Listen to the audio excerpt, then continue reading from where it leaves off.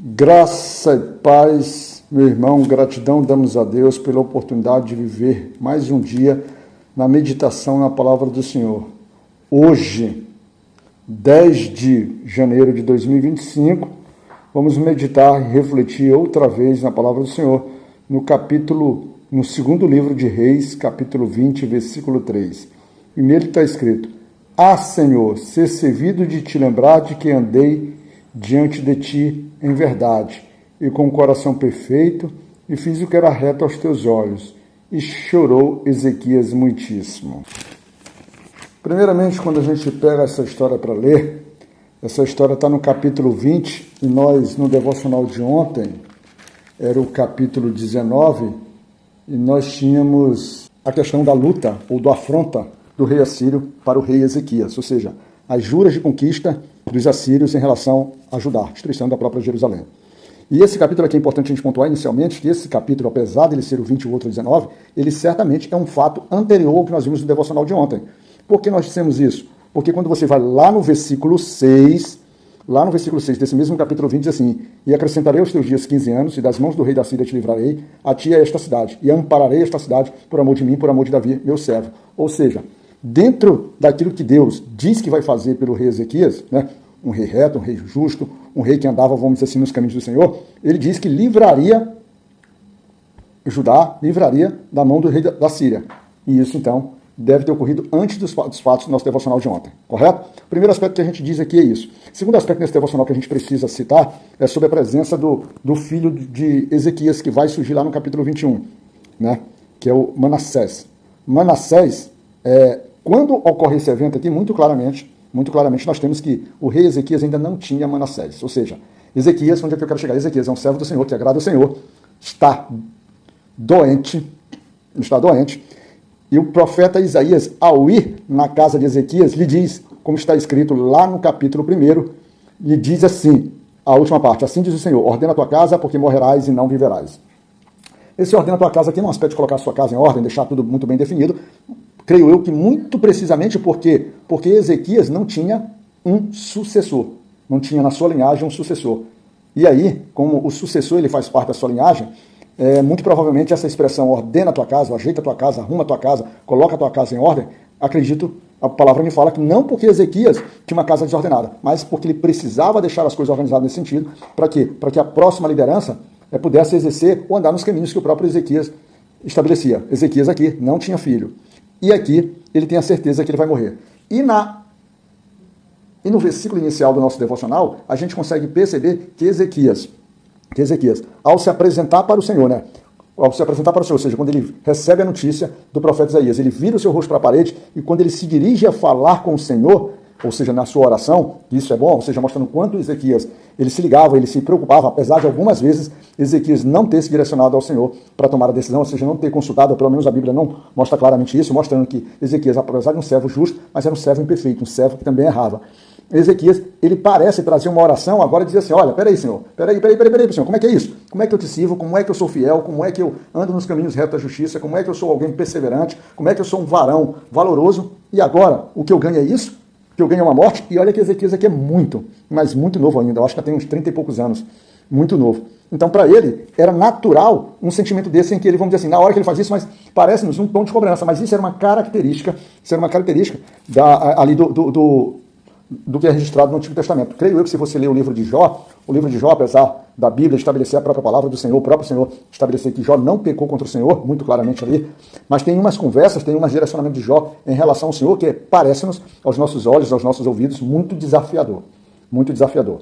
Mas ser desafiador, ou ser questionador, ou usar a tua intimidade, a tua proximidade com Deus, a tua liberdade quando Ele te diz, Ele te dá, é como um filho que fala com o pai, quando pode falar um pouco mais, não digo sisudo, não digo desrespeitoso, não digo de atrevimento, mas um pouco mais direto, um pouco para poder abrir o coração. E Ezequias aqui abriu o seu coração.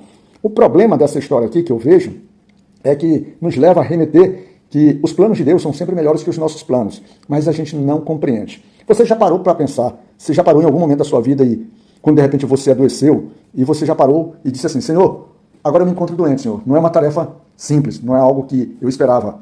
Confesso que estou surpreso, mas Senhor, mas meu coração se alegra, porque agora eu vejo uma possibilidade real, uma possibilidade, vamos dizer assim, crescendo, de eu poder me aproximar de Ti, de eu poder estar voltando para a casa do meu Pai.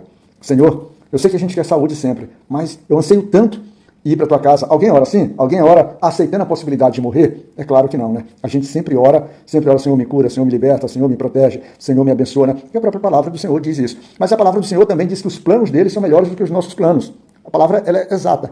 E aí, os propósitos dele devem se sobrepor, e a gente, por vezes, liga, ora dizendo, Senhor, que os teus propósitos se sobrepõem sobre os meus propósitos. Mas na hora que, efetivamente, nós estamos próximos de algo que, aparentemente, vai ser ruim para a gente, ou pelo menos ruim na nossa concepção, na nossa limitação, dentro do aspecto, dentro do campo, dentro do limite que a gente consegue chegar, até onde a gente consegue mensurar as coisas, as nossas visões, a não ser que o nosso próprio Pai, que é o Deus, ele nos dê uma visão além do alcance, uma visão mais profunda, uma visão, tipo, no sentido de revelação daquilo que está por vir, é claro que a gente tende a negar. Então, tem propósitos, ou tem histórias que a gente vive, de estar vivendo um momento muito ruim, que é péssimo, mas que poderia, o resultado disso, que não era exatamente aquilo que a gente quer, como, por exemplo, Senhor, me cure e ele não te curar, e você morrer, por exemplo, mas você não consegue chegar assim, vou voltar para a casa do meu pai. A gente não consegue. A gente tem essas resistências. E aqui nós temos um servo do Senhor justo, que é novo, que muito claramente expressa esse tipo de sentimento. Ele quer viver. Ele quer ver. E naturalmente aqui, é mais natural ainda, porque nesse tempo, esse servo, ele não tem a perspectiva de que hoje você, meu irmão, você que é igreja, que hoje vive sobre a misericórdia, hoje que vive sobre a dispensação da graça, a dispensação da misericórdia do Senhor, e não pelo cumprimento, como Ezequias vivia aqui, olha, eu sou alguém que cumpre a tua palavra, eu sou alguém que cumpre os seus propósitos, e a tua palavra diz assim, que o filho que obedece o pai tem vida em abundância, a tua palavra diz que aquele que serve ao Senhor, o Senhor o protege. E cadê a proteção aqui? A gente diz isso porque, efetivamente, a gente, em algum ponto, em algum momento, se a gente compreende e entende o significado, o propósito da palavra do Pai para a nossa vida, a gente acaba se distanciando e esquecendo, porque o medo da morte, às vezes, se torna maior do que a compreensão da própria palavra.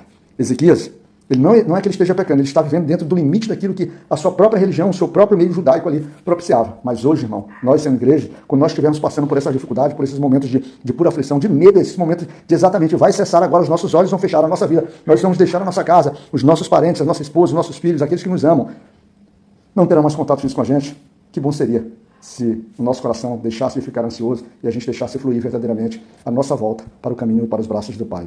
Pensa um pouco sobre isso. Eu não estou te dizendo que você deve orar pedindo a morte.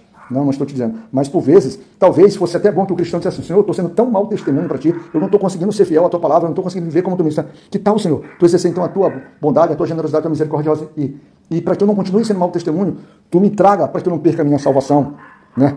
Para um cristão verdadeiro que teme ao Senhor. Aquele que teme ao Senhor, ele quer estar. Aquele que ama o Senhor, ele quer a presença do Senhor, ele quer viver. E para viver com o Senhor, se você não for como Enoque, por exemplo, se você não for como Elias, você vai ter que morrer. Você vai ter que passar por essa primeira morte. Mas a gente se intimida, a gente quer viver mais, quer viver muito mais. E aí é que a gente vai ver, a gente só vai compreender o propósito da possibilidade daquela morte de Ezequias ali naquele momento, se tivesse acontecido, seria bom, não só para o nome de Ezequias, mas para o nome da sua família, para o nome da sua história, para o nome da relação dele com o próprio Deus, é porque, quando vem a história seguinte, a história do seu filho Manassés, aí a gente passa a compreender que talvez qual era o propósito de Deus, porque Deus resolveu, por amor a seu filho Ezequias, não permitir que seu filho passasse pelo sofrimento ou que o nome da sua família fosse um nome que pudesse ser questionado em relação à própria presença, à própria fidelidade ao Senhor. Tá certo? Em Josué, diz que eu e minha casa serviremos ao Senhor. E Ezequias, eu tenho certeza que ele se esforçou com esse propósito, mas ele não tinha a visão, a revelação do futuro, mas Deus tinha, e Deus tentou agir. Mas o seu filho chorou, o seu filho clamou, o seu filho mostrou o coração, e o seu filho mostrou muito mais. Disse, poxa, pai, mas eu te sirvo, pai, eu sou fiel. Pai, tu vou morrer mesmo? Aí o Senhor, pelo seu amor de misericórdia, e pelo seu Senhor, por entender que aquele filho não compreendia, o Senhor disse, 15 anos mais te dou.